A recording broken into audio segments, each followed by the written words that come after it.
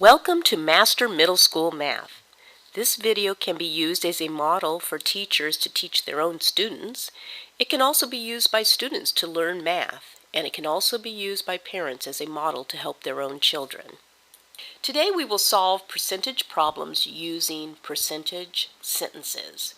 If you're already very solid on using proportions to solve percentages, that's okay. This is just a different way to do it. Here's some background information. I just want you to think about this always and keep this in mind.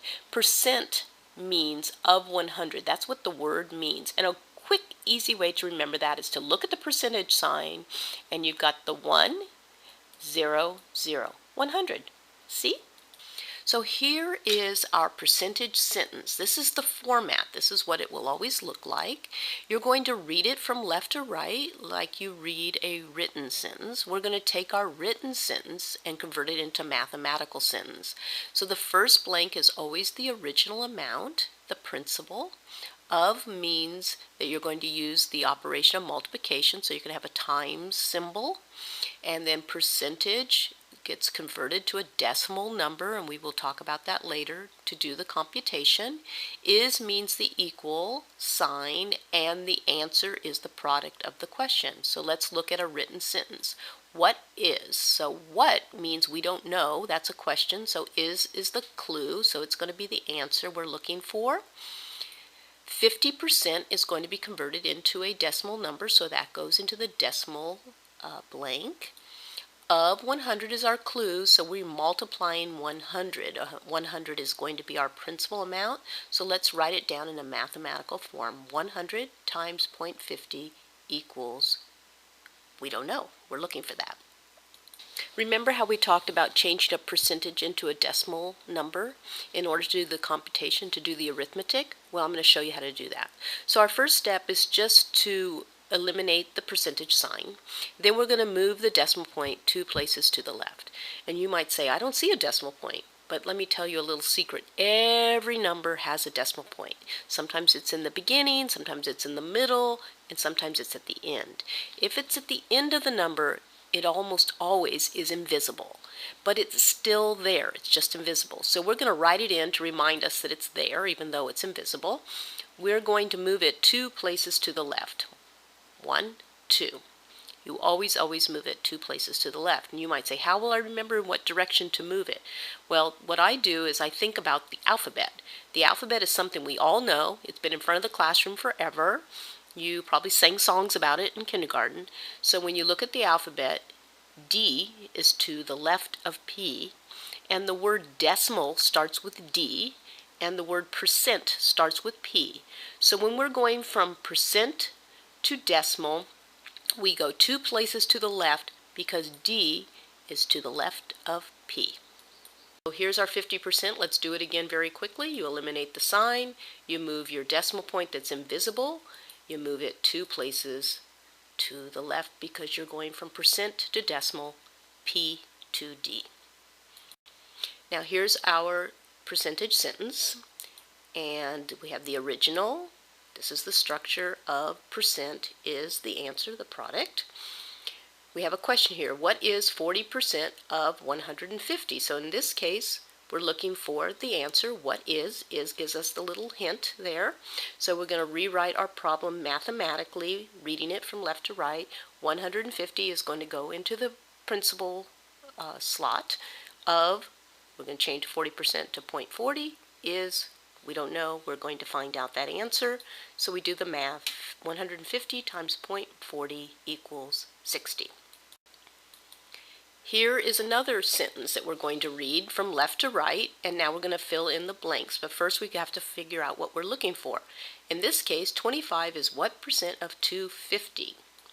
What percent? So in this case, we're looking for the percent. So when we fill in our blanks, 250 of question mark is 25. So we've noticed that you've put in numbers and symbols in different places based on the question.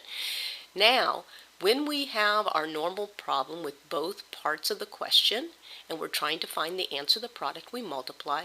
In this case, we have the answer already and we're looking for part of the question, so we're going to do the opposite of multiplying, which is division. And so we have 25 divided by 250 equals 0.10.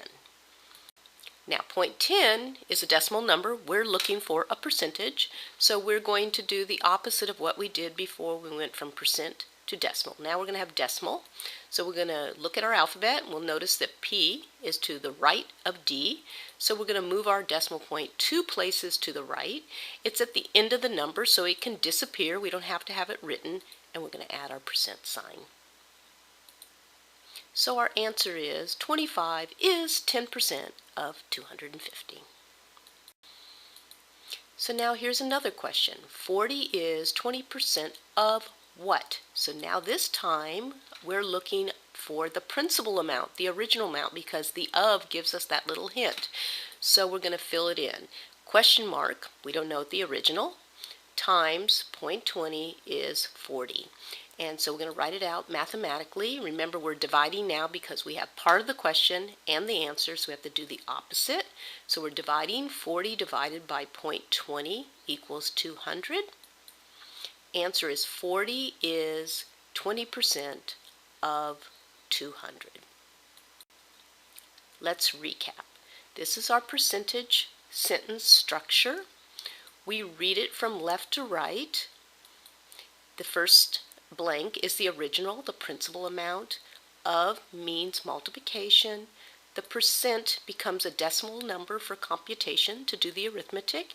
Is means the equal sign, and the answer is the product of the question. Then we have to change our percent and our decimals back and forth, and the way we remember that is we move our decimal point. We look at the alphabet as our little reminder, and if we're going from decimal to percentage, we're going to move it 2 places to the right, and if we're going from percent to decimal, we're going to move it 2 places to the left. Here is some of the academic vocabulary that we use during this lesson. Remember, you're going to take these words and write the definitions in your own words and draw pictures so it's easy for you to remember their meanings. Percent, decimal numbers, multiply, divide, product, and computation. I hope you found this video useful as a model for your own teaching. Please subscribe to this YouTube channel for the latest updates. Your comments are always welcome. You could also visit the web page for copies of this presentation and additional teacher resources. Thank you for visiting.